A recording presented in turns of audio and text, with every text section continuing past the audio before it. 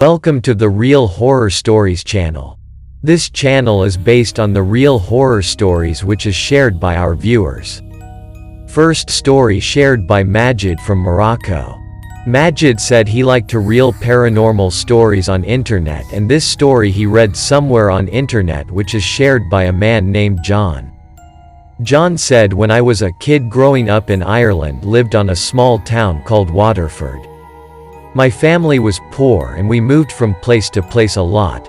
Finally we found a nice blue house for rent with good monthly payments that my parents could afford. When we moved in, I remember small subtle things that used to creep me out. Like our front door would be open and no one was there, or a fish would jump out of the tank but the cover was on top. Just stuff that didn't make sense. Then things started to ramp up. As a kid I was terrified of the dark, so I slept with a night light. As you know, they're not the brightest, and a dim light for comfort. Well, that dim light brought more horror than comfort.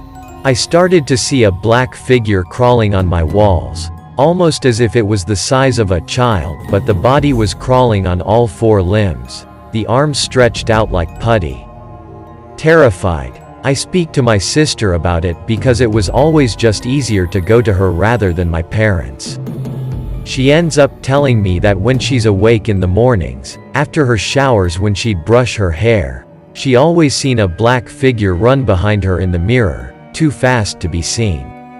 She told me she wouldn't have thought anything of it if I wasn't sound asleep when she checked if it was me.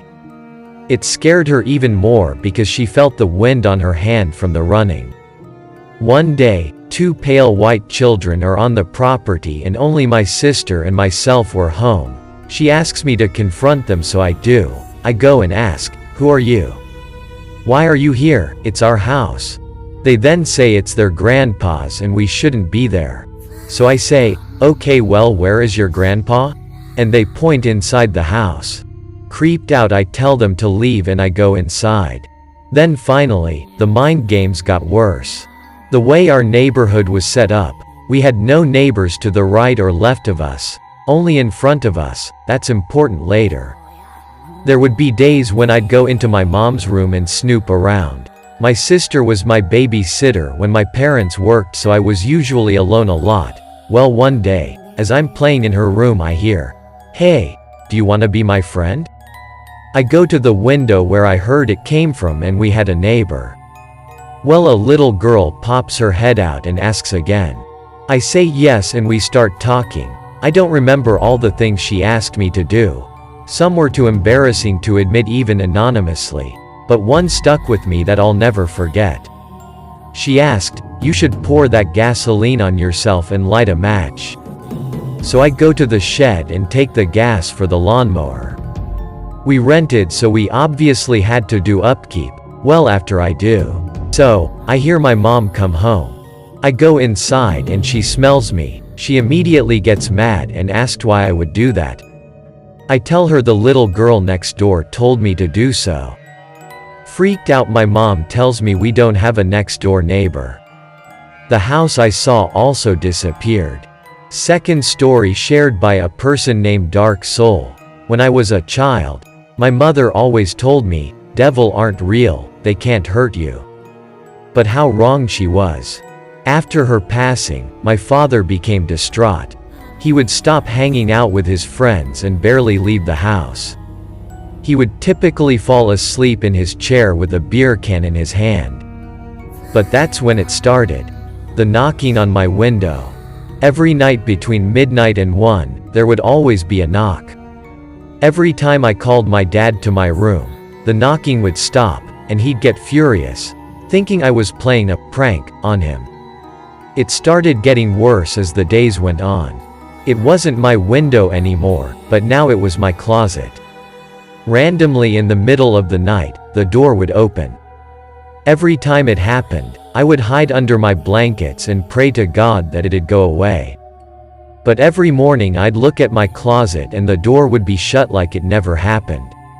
One night when the closet door opened, I saw a dark figure emerge. I couldn't help but scream. After a few seconds, I heard my father drunkenly make his way up the stairs and towards my room. But this time, the devil didn't go away when he opened the door. "What the fuck?" he said, slurring his words. In a heartbeat, he was pulled into the closet by the devil. I jumped out of bed and ran out of my room. I could hear my father scream as I ran down the stairs. After running out of my house, I ran to my father's ex-friend's house, and he called the police. The next thing I knew, I was questioned once they found the body, and I was living with my aunt. A few decades later, I now have a wife and a daughter. Life went on as normal. We had breakfast, and I drove her to school.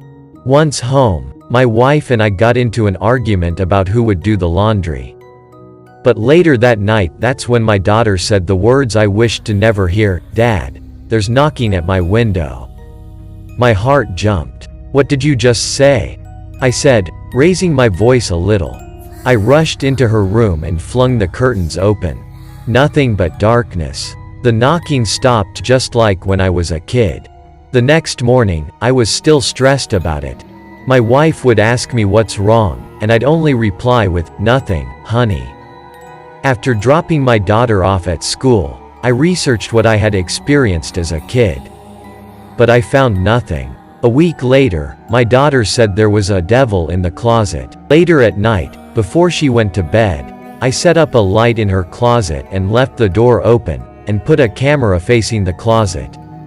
In the morning, I collected the camera and fast-forwarded the footage.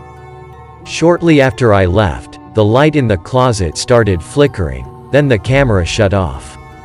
When I picked up my daughter from school, I told her she can sleep with us tonight. But even in our room, the closet door opened. I looked over and saw my daughter and wife sleeping. Just like I did as a kid, I closed my eyes and pulled the covers over my face. But then the whispering started. It sounded like a million voices all whispering in your ears at once. I flung the covers off me and shouted towards the closet, "Leave us alone." The light next to the bed turned on and my wife said, "Honey, are you all right?" The closet door was now shut. "Yeah," I said before turning over and trying to sleep. The next morning was the same. But at night, the whispering started again. I woke up in the middle of the night. I looked over to my right and saw my wife wasn't in bed. Turning on the light and looking around the room, I saw the bedroom door was open and so was the closet door.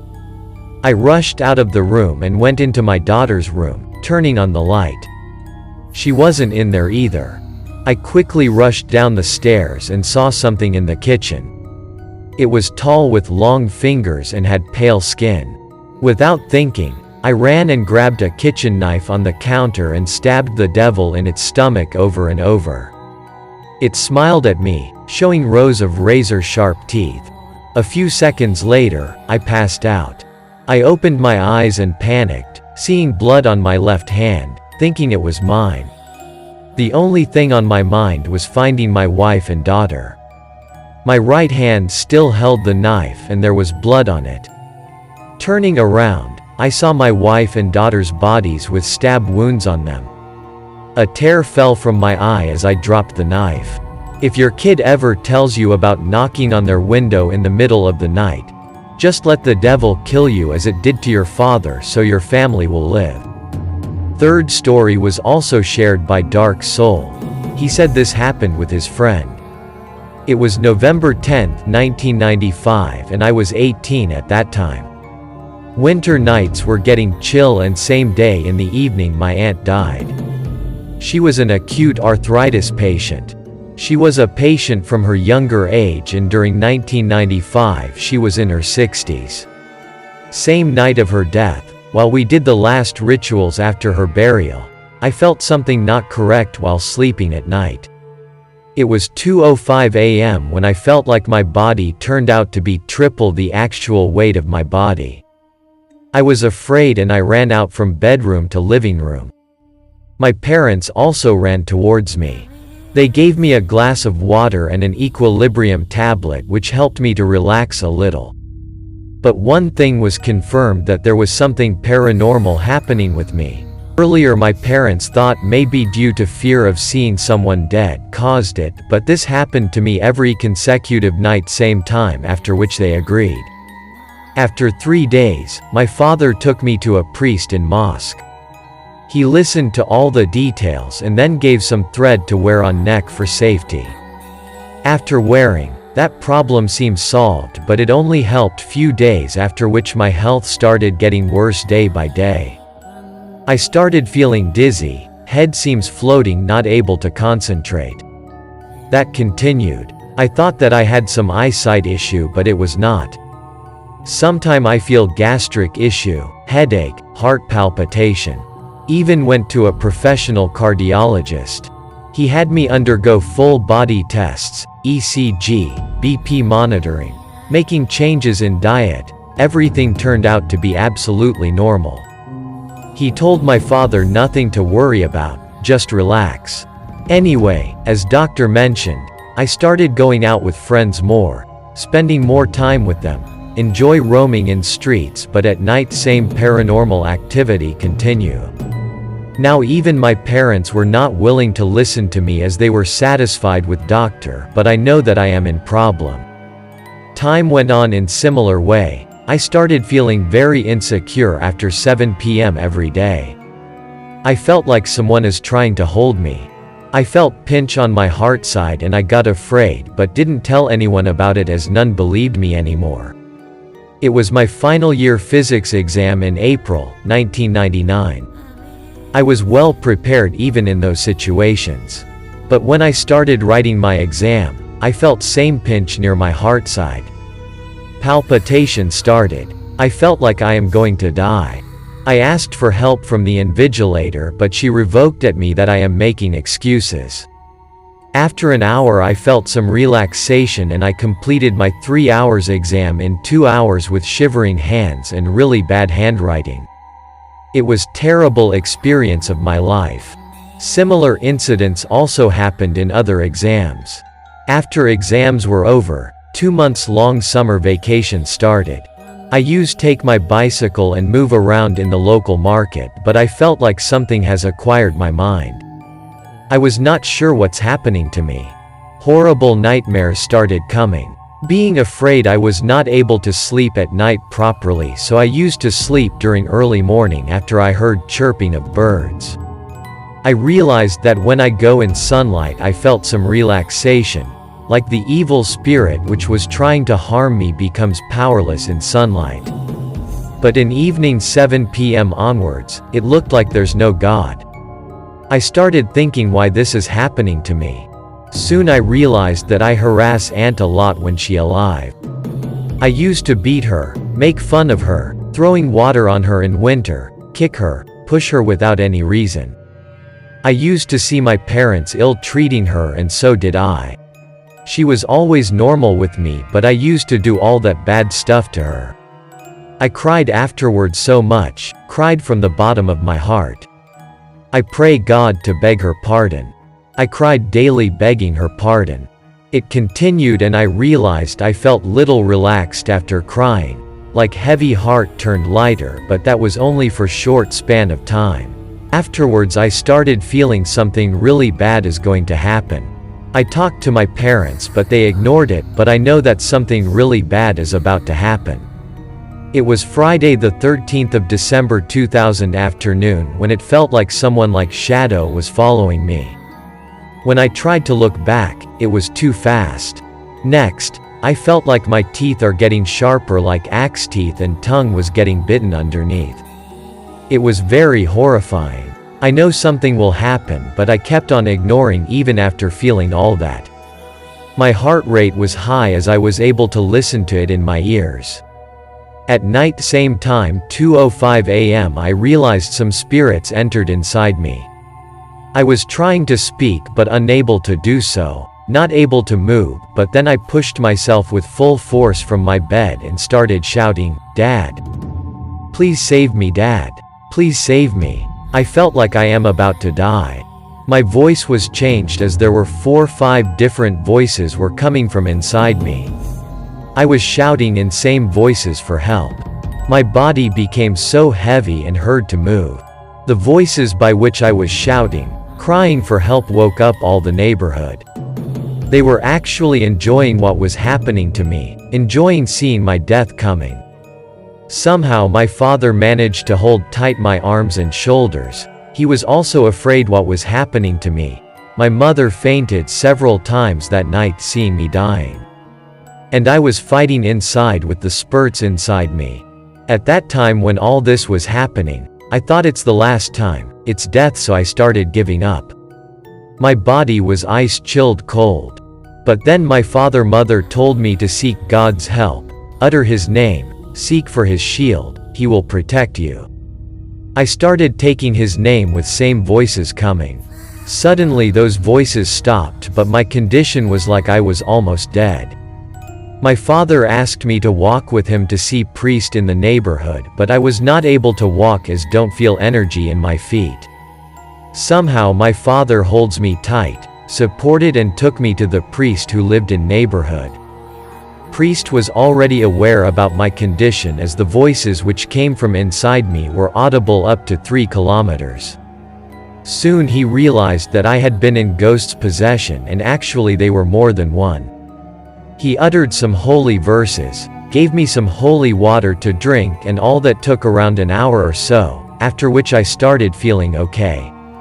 The priest also realized that my body was completely cold and it was an evil possession. Afterwards my father took me to hospital in emergency. The doctor on field examined me, gave me dopamine injection so that I can sleep sometime. Doctor kept me in observation for an hour and then he again examined and asked us to leave as everything seems okay. He asked to discuss the matter with senior doctor. I told senior doctor what all happened to me, but he laughed aloud at me. He told me that you're young and people like you in your teens make such excuses as they want attention and money from their parents so that they can enjoy with their girlfriend. My soul was badly hurt after listening to him. I felt very angry also, want to beat that bastard, but I was helpless, poor to do anything. None from my family including me knows how night turned into day. My father took me to one of the senior priests who deals in all that evil cure stuff.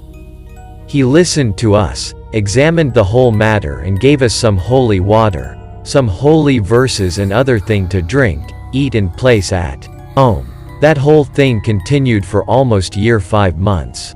My summer vacation finished. Next session started, but post-effects of that deadly experience haunted me very long. I started forgetting things. My memory turned out very weak. I was not able to sleep at night due to fear that it might happen again. My neighbor made fun of me. People started talking about me whenever they saw me. I felt embarrassed. Horrible nightmares started chasing me when was slept during early morning. My whole life went down on knees. I scored only passing marks in my academics, my rank fell behind. I survived, but I felt like a dead man walking. Soon afterwards, health problems started chasing me. Due to tension, anxiety and stress, I realized that started suffering from panic attacks, high BP, high cholesterol, and doctor told me all that happened due to fear and anxiety. I was on medication after that and it took around 1 year to get back my normal BP and cholesterol, but panic attacks continued at some time. Due to less score in my academics, I was not able to get admission in reputed institutes. In order to reach up to that level, I reappeared in some exams and my complete year gutted. In 2005 I got admission in my master's, and then with very slow pace life started turning towards normal. It's tough, very tough. What will you say to the people you work with? They will suspect you as a psycho or may treat you as mental. They laugh at you. And how will you explain it to science as the doctors will laugh at you? What will you do when your own parents not ready to believe in you? Who else do you expect? Anyways, I don't know how and why I survived. Not sure why God saved me that day. People during teenage enjoy life, make career and friends, gain knowledge, but I was fighting with life and death. And problem of that kind which you cannot explain to anyone as no one will understand. We enjoy horror movies on silver screens, but when it comes to real life, we thought it's not true. Either the person is mentally sick or might want attention, money or girlfriend, boyfriend issues. Well, in my case it was not like that. I realized that I committed a sin in my teenage, no matter whether intentionally or unintentionally. My deeds hurt someone very badly, and so do I repay for that. There's a universal truth, no matter if anyone believes it or not, and even science also finds it true, which is, to every action, there's equal and opposite reaction. If we throw a ball up towards sky, it will turn back to us. So, if we are doing harm to something or someone against nature, sooner or later it will revert back on us. I think that's what the holy books also says, so you sow, so shall you reap. I learned my lesson of life and guess that my teacher was death itself who taught it to me, and hence I am never ever going to forget this lesson. I also try to make my friends, near dear ones, to know this fact, but people don't believe in unless something wrong really happens to them. The point is, what price are we willing to pay for our deeds? This is my real life experience. You will not find it in any book or movie. I have written it from heart. It has been now 22 years almost, but still I remember as it happened like yesterday.